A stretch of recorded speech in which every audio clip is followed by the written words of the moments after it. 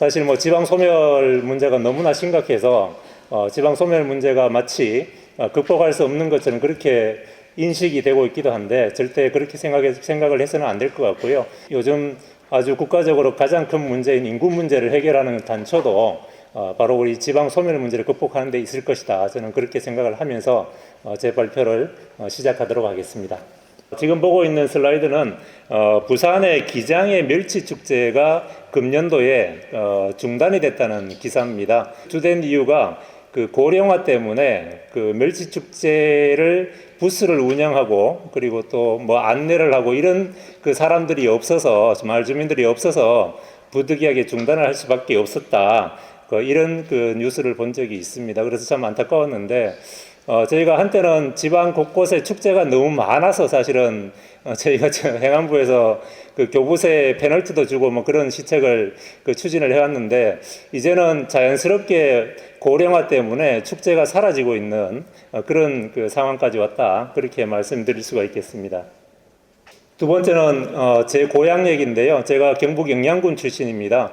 그 영양군이 전국에서 울릉도 빼고 인구가 이제 제일 작은 지역입니다. 인구가 15,000명 정도밖에 안 되는데 대표적인 임비시설 중에 하나가 양수발전소였습니다. 양수발전소를 서로 유치를 안 하려고 이제 했었는데 이번에 올해 3월 달에 영양에서 뭐 거의 전 주민이 유치 서명 운동을 벌여가지고 유치를 했습니다. 그만큼 그 절박하기 때문에 님비 시설임에도 불구하고 유치를 할 수밖에 없었다 이렇게 그 생각을 하고요.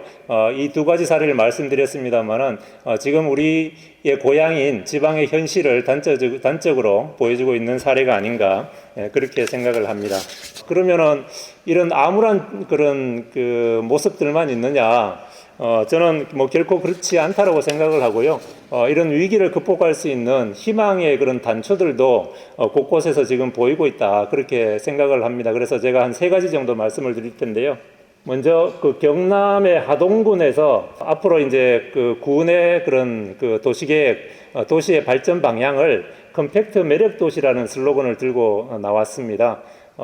밑에 보시면 이제 지난 4월 26일 날 하동 미래도시 포럼이라는 걸 개최해가지고 이 컴팩트 매력도시의 비전에 대해서 발표를 했는데요. 하동군 같은 경우에도 10년간 인구가 15.4% 이제 감소를 했고 20년부터 현재까지 소멸 고위험 지역으로 이제 분류가 되고 있는 그런 지역입니다. 그래서 컴팩트 매력도시를 구현하기 위해서 하동읍이나 일부 면을 중심으로 행정과 문화, 복지시설을 집중적으로 이제 집약시키고 공간 구조를 압축시켜서 주민들의 그런 접근성을 향상시키겠다. 그런 그 비전을 가지고 있습니다.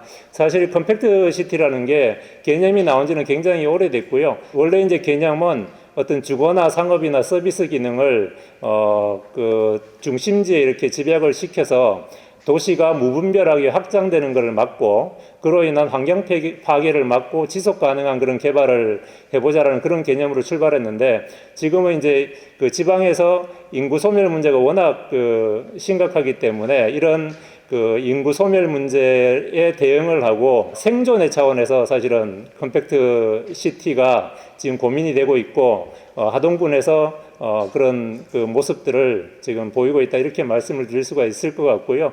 앞으로 그 하동군뿐만 아니라 지방의 중소도시가 가야 될 길이 아닌가 컴팩트 시티라는 게 뭐 그런 생각을 좀 하고 있습니다. 두 번째는 그 경상북도에서 지금 요즘 역점적으로 추진하고 있는 저출생과의 전쟁인데요.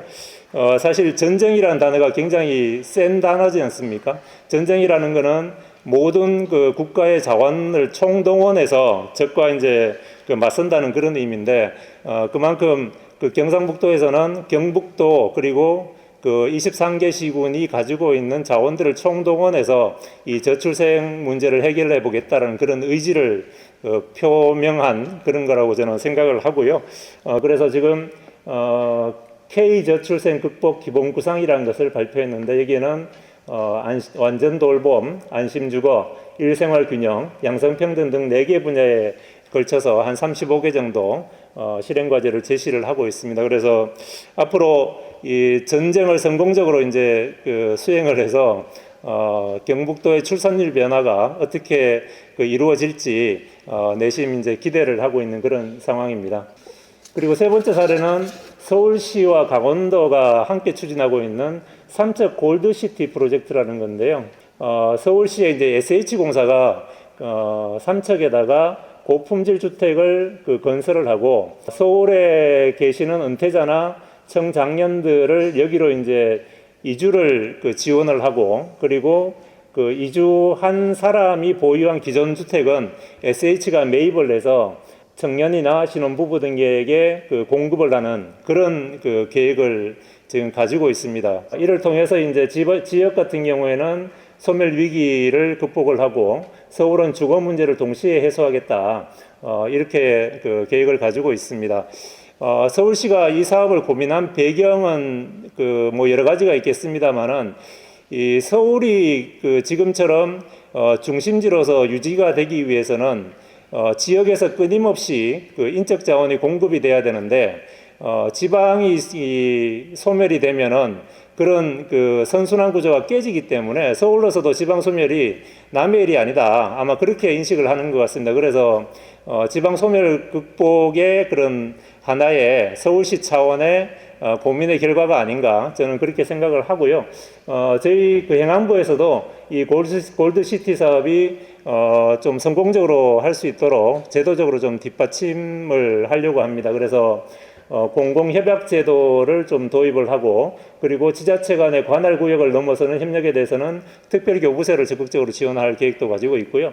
그리고 이 지방 공기업이 현재는 다른 지역에 사업을 할 수가 없는 그런 법적 제약이 있습니다. 그래서 저희가 이런 제약을 좀 풀려고 합니다. 그래서 SH공사가 이 프로젝트를 수행하는데 그런 제도적인 법적인 그런 규제를 받지 않도록 그렇게 법 개정을 하려고 지금 생각을 하고 있습니다.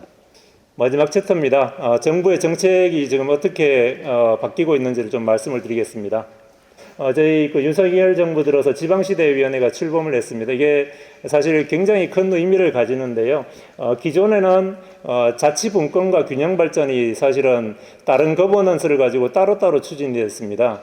그렇다 보니까 여러 가지 이제 비효율 문제도 이제 발생을 하고, 실제로 정책의 효과를 좀 가져오지 못하는 그런 측면도 많았는데, 지금 윤석열 정부에서는 지방시대위원회를 통해서 그러한 문제를 좀 해소를 하려고 합니다. 그래서 자치분권위원회하고 균형발전위원회를 통합을 해서 지방시대위원회를 출범을 시켰고요. 지방시대위원회의 기본적인 그런 의사결정 프로세스는 기존의 하향식에서 벗어나서 지방이 주도하고, 그리고 정부가 뒷받침하는 그런 상향식 정책 추진을 지금 하고 있고요. 그리고 최근에 이제 행정체제 개편 논의가 많이 진행이 되고 있습니다. 자치단체 간의 통합뿐만 아니라 특별지자체라 그래서 충청권 4개 시도가 자치단체 연합을 좀 구성을 하려는 그런 움직임도 거의 이제 마무리가 되어가는 그런 상황입니다. 그래서 저희 행안부에서는 이런 지역별로 다양한 방식의 행정체제 개편 논의를 지원을 해서 지방이 스스로 자생할 수 있는 그런 틀을 갖추는 그런 작업들을 지금 하고 있습니다. 예전에는 사실 행정체제가 좀 잘게 나누어지는 그런 추세였는데 최근에는 광역화되는 추세입니다. 그래서 그런 흐름들을 저희가 잘 지원을 하려는 그런 생각을 가지고 있고요. 그리고 세 번째는 인구 감소 지역 특례인데요. 저희가 이제 행안부에서 인구 감소 지수라는 걸 따로 만들었습니다. 거기에는 8개 지표가 있는데요. 인구 증가율이나, 그리고 인구 이동률, 출생률, 그리고 재정 여건 이런 것들을 포함해서 자연적인 그런 인구의 증감뿐만 아니라 사회적인 요인까지 다 합쳐서 인구 감소 지수라는 걸 만들었고, 그 지수에 기반해서 인구 감소 지역을 지정을 했습니다. 그게 지금 지정된 게 89개고요.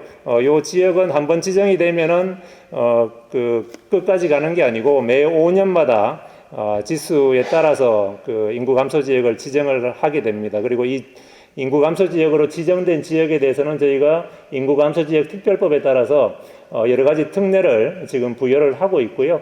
그 특례가 지금 한 36개 정도 인구함수지역 특별법에 규정이 되어 있는데 앞으로 더 늘어나지 않을까 그렇게 생각을 합니다. 그리고 생활인구에 대해서 좀 말씀을 드리고 싶은데요. 사실 인구는 주민등록 인구가 기본적으로 인구의 그런 통계의 기본이고요.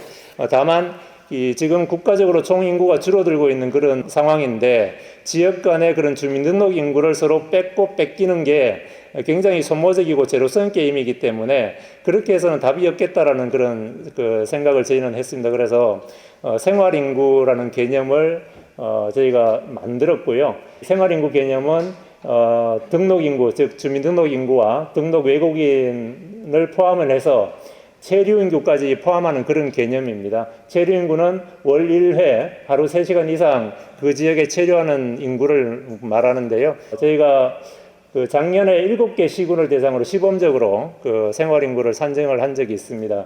산정 방법은 카드 데이터를 가지고 산정을 했는데 이제 올해부터는 카드 데이터뿐만 아니라 통신 데이터까지 이제 포함을 해서 생활인구를 산정을 하려고 하고요. 저희가 23년도에 산정을 해보니까 충북 단양군 같은 경우에는 등록 인구가 10.4만 명인데 체류 인구가 한 89만 6천 명 정도 되더라고요. 그래서 이게 8.6배 정도 그렇게 산정이 됐습니다. 그래서 생활 인구를 잘 분석을 하면은 그 지역의 그런 맞춤형 시책을 추진할 수 있는 그런 기반이 됩니다. 맞춤형 시책을 잘 개발을 해서 시책을 잘 추진을 하면은 다시 또 생활 인구가 증대하는 그런 선순환 구조를 만들 수 있지 않을까 저희는 그렇게 생각을 합니다. 그리고 5번째는 지역 투자 기반 확충인데요. 여러 가지 이제 지역 투자 기반을 확충하기 위해서 저희가 시책을 추진을 하고 있습니다. 그리고 정지여건 개선도 저희가 추진을 하고 있는데 교육부에서 이제 교육발전 특구 금년 2월 달에 1차로 시범지구를 지정을 완료를 했고요. 금년 7월을 목표로 2차 지정을 지금 공모 중입니다. 그리고 아까 말씀드린 빈집 정비 같은 경우에도 저희가 행정안전부에서 금년에 50억을 처음으로 예산을 확보를 해서 지금 준비 중에 있고 하반기부터는 바로 사업을 시작할 수가 있을 것 같습니다. 마지막으로 치유산업을 통한 지역경제 활성화인데 사실 저희 행정안전부가 이 치유산업에 대해서는 그동안 정책적인 그런 수단을 가지고 있지 않았습니다. 여기 보시면 알겠지만 해수부와 산림청, 농림청에서 각각 법적 근거를 가지고 치유산업 활성화를 위해서 노력을 해왔고요. 이 치유산업을 통해서 생활인구 활성화에 아주 큰 그런 효과를 볼 수 있을 것이다. 저희는 그렇게 생각을 하고 우리 아까 김재수 이사장님께서 이 정부 전체적으로 이거를 총괄해서 치유산업을 좀 끌고 갈 수 있는 그런 거버넌스가 좀 필요하지 않겠느냐고 말씀하셨는데 전적으로 동감을 하고요. 저희 행정안전부도 그런 차원에서 좀 고민을 앞으로 좀 해나가도록 그렇게 하겠습니다.